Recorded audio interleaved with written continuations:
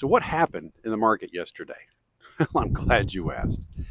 And when the market goes down, 2.25% on the Nasdaq in one day, that's a big number. But here's the bigger number.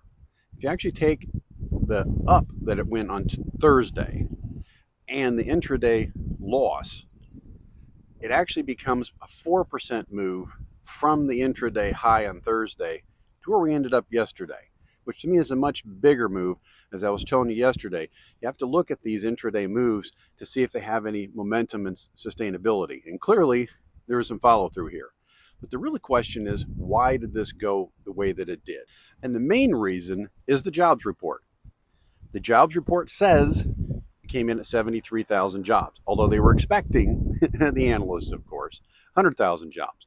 But more importantly, they revised the June numbers down to 14 from the 147 they said they had. Then they revised May's from 125 down to 19. Now, again, this is now 2 months in a row where we had relatively decent numbers that they've revised massively down.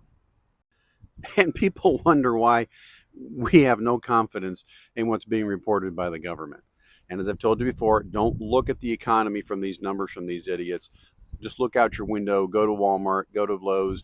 You have a better idea what's going on in your economy by looking out your window than these guys. But again, it's not that the numbers are that important. It's what the stock market does with those numbers. That's the important part. And clearly, the stock market did not like these numbers. Now we're going to hear a whole bunch of hype from Trump that he's going to fire the guy that did this. And, frankly, if they're that far off on your numbers, you should be fired. Whether he's a Trump appointee or a Biden, I don't care.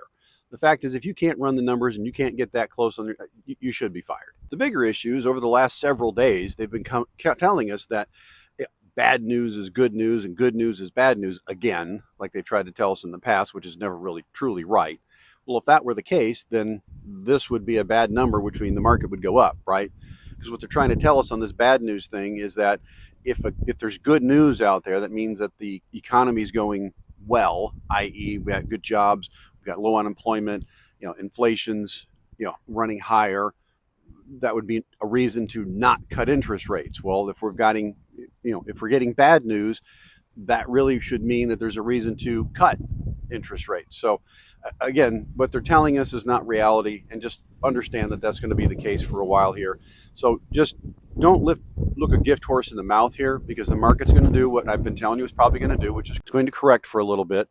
And this is a really good time to take a look at your portfolio and see if you need to take some profit off the table. Again, a 2.25 reduction in the Nasdaq is not horrible, and if you need to take some profit here, again, it's really not going to affect anything long term for you.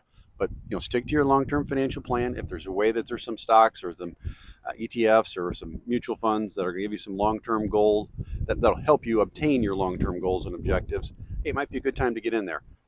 But again, talk to your financial advisor. Make sure you're sticking to your plans. Don't listen to anybody else out there. Focus on yourself and your family. Dickie.